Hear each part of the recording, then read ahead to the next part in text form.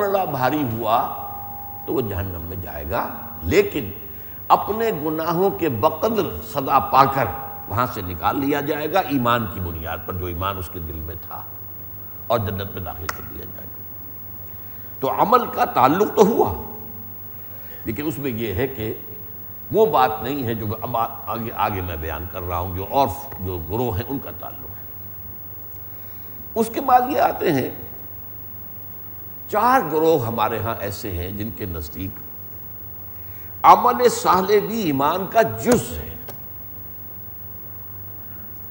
ان میں سب سے نمایاں امام بخاری رحمۃ اللہ علیہ، سید المحدثین، جیسے امام ابو حنیفہ سید الفقہاء ہیں، ان کے ساتھ ہی امام مالک بھی ہیں، امام شافعی بھی ہیں، امام احمد بن حنبل بھی ہیں۔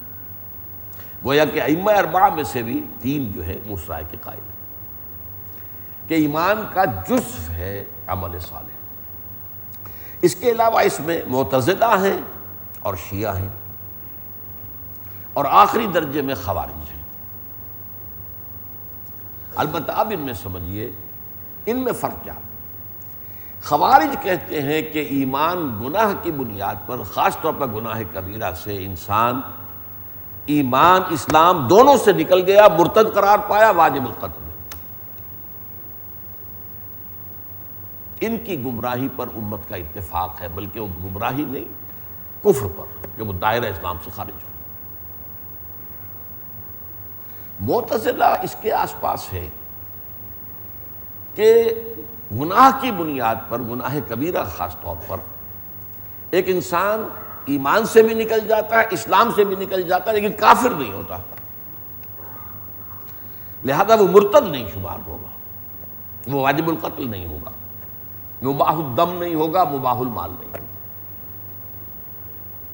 اب اس پہ سوال پیدا ہوتا ہے کہ جب ایمان سے بھی نکل گئے، اسلام سے بھی نکل گئے، تو پھر کہاں ہے وہ؟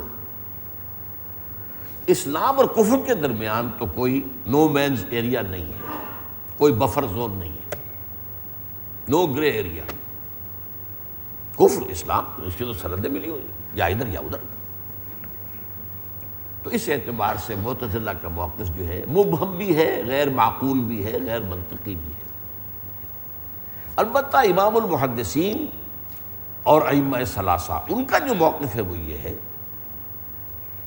کہ ایمان اور عمل صالح لازم و ملزوم ہے۔ عمل صالح جو ہے وہ ایمان کا جز ہے، لیکن گناہ سے، گناہ کبیرہ سے کوئی شخص نہ ایمان سے نکلتا ہے نہ اسلام سے نکلتا ہے۔ وقتی طور پر جب کہ وہ گناہ کر رہا ہوتا ہے، ایمان اس کے دل سے نکل کر اس کے اوپر منڈلاتا ہے اور پھر واپس آ جاتا ہے۔ یہ موقف ہے امام بخاری اور ائمہ ثلاثہ کا، اور میں یہ سمجھتا ہوں کہ اب میں باقی تفصیل میں نہیں جانا چاہتا۔ ہمارے نزدیک 2 ہی ایسے ہیں موقف جن کے اوپر گفتگو کرنی ضروری ہے، اس لیے کہ ہمارے ہاں اب نہ تو کوئی معتزلہ میں سے کوئی موجود ہے جو اپنے آپ کو خود کہتا ہو کہ میں معتزلی ہوں، گئے ختم ہوئے، نہ مرجیہ میں سے کوئی موجود ہے جو اپنا اقرار کرتا ہو کہ میں مرجیہ میں سے ہوں، نہ کرامیہ میں سے کوئی ہے۔ میں اہل سنت تک اپنی بات کو محدود رکھنا چاہتا ہوں۔ ان میں سے ہمارے ہاں 2 ہی طبقے ہیں، یا حنفی ہیں یا اہل حدیث ہیں۔ اہل حدیث کے نزدیک سب سے بڑی حجت، سب سے بڑی جو ہے دلیل صحیح بخاری، اور اہل سنت کے نزدیک فقہا کے، جو حنفی کے نزدیک فقہا کے امام ابو حنیفہ ہیں، اگرچہ ان کی جو فقہ ہے اس میں ان کے فتاویٰ بھی کچھ شامل ہے، لیکن زیادہ تر وہ قاضی ابو یوسف اور امام محمد، ان کے 2 شاگردوں کے فتاویٰ پر مشتمل ہے۔ تو ان دونوں کے موقف کے اندر تطبیق کیا ہوگی، یہ ہمیں سمجھنی ہوگی۔ دیکھیے یہ بہت باریک نکتہ ہے اور بہت اہم ہے، اور اس سے وہ ڈائلیما جو ہے وہ ریزالو ہوتا ہے، کیونکہ اگر ذرا تجزیہ کیا جائے تو امام ابو حنیفہ جب کہتے ہیں کہ ایمان جو ہے تصدیق اور شہادت یا اقرار کا نام ہے، اب تجزیہ کیجئے، دنیا میں تصدیق کو تو ویریفائی کیا ہی نہیں جا سکتا، لہذا دنیا کی حد تک ایمان گویا کہ اس موقف کی وجہ سے صرف اقرار پر مبنی ہے۔ اور امام ابو حنیفہ کا موقف جو ہے یہ بہت واضح ہے کہ گناہ کبیرہ سے بھی کوئی شخص کافر نہیں ہوتا، اسلام سے نکلتا ہے نہ ایمان سے نکلتا ہے، وہ مسلمان ہی رہتا ہے۔ اور یہ ایمان جو ہے ان کے نزدیک جہاں تک تو اسینشل ایمان کا تعلق ہے، تصدیق، نفس تصدیق، وہ تو برقرار رہتی ہے جامد حیثیت میں، نہ اس میں اضافہ ہوتا ہے نہ کمی ہوتی ہے، لیکن اپنی ایمان میں جو حدت اور شدت ہے اس میں کمی یا بیشی ہو سکتی ہے۔ چنانچہ امام ابو حنیفہ کے موقف کو عام طور پر بیان کیا جاتا ہے ان الفاظ میں کہ الایمان قول لا یزید ولا ینقص، ایمان تو قول کا نام ہے، وہ نہ گھٹتا ہے نہ بڑھتا ہے۔ جبکہ امام بخاری کا موقف کیا ہے؟ الایمان قول و عمل، ایمان قول اور عمل دونوں کے مجموعے کا نام، وہ یزید و ینقص، وہ گھٹتا بھی ہے بڑھتا بھی ہے۔ تو بظاہر احوال اور بظاہر الفاظ یہ دونوں موقف جو ہیں یہ یوں سمجھیے کہ ایک دوسرے کی ضد ہے، کامل ضد، مکمل ضد، ریکنسائلیبل ہے ہی نہیں، لیکن ہے، دونوں 100% صحیح ہیں۔ آپ حیران ہوں گے دونوں 100% درست کیسے ہو سکتے ہیں؟ محل اور مقام جدا ہے۔ امام ابو حنیفہ فقیہ ہیں، وہ ایمان کے قانونی پہلو پر بات کر رہے ہیں، قانونی ایمان جس کی بنیاد پر دنیا میں کوئی شخص مسلمان سمجھا جاتا ہے، وہ میں آپ کو بتا چکا ہوں سورہ نساء کی آیت سے بھی کہ عین اس وقت جب کہ کوئی شخص آپ باہر نکلے ہوں، کوئی شخص اپنے اسلام پہ اقرار کر دے، آپ نہیں کہہ سکتے کہ تو مومن نہیں، دستہ مومن ہے۔ اور جو حضرت اسامہ ابن زید کا واقعہ میں آپ کو سنا چکا ہوں کہ مقابلہ دو بدو ہو رہا ہے، اور کافر جو ہے جب بالکل زیر ہو گیا، اس نے سمجھا کہ اب میرے لیے بچاؤ کی کوئی شکل نہیں، اس نے کلمہ شہادت پڑھ لیا۔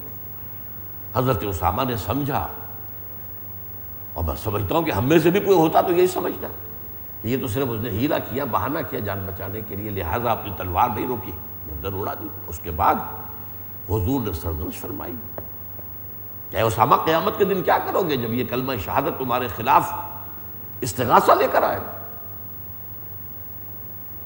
اس اعتبار سے اور فقہا کے نزدیک اب اعمال میں چوٹی کے اعمال جو ہے نماز، روزہ، حج، زکوٰۃ، اسلام کے ارکان ہیں، ان پر بھی عمل نہ کرنے کی بنیاد پر کوئی کافر نہیں ہوتا۔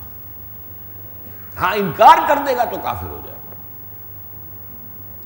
نماز پڑھتا نہیں ہے، اب اس میں پھر مختلف فقہا کا یہ ہے کہ اس کے ساتھ کیا کیا جائے، کوئی تعزیر کی جائے، اسے تکلیف دی جائے، توبہ پر مجبور کیا جائے، اسے قید کیا جائے، اور یہ کہ ایک بعض لوگوں کا خیر کہ اسے مارا بھی جا سکتا ہے، اس لیے کہ ایک حدیث یہ ہے کہ الفرق بین الاسلام والکفر الصلاۃ، کفر اور اسلام کے درمیان جو تفریق ہوتی ہے، جو لائن ہے، حد فاصلے، وہ نماز ہے۔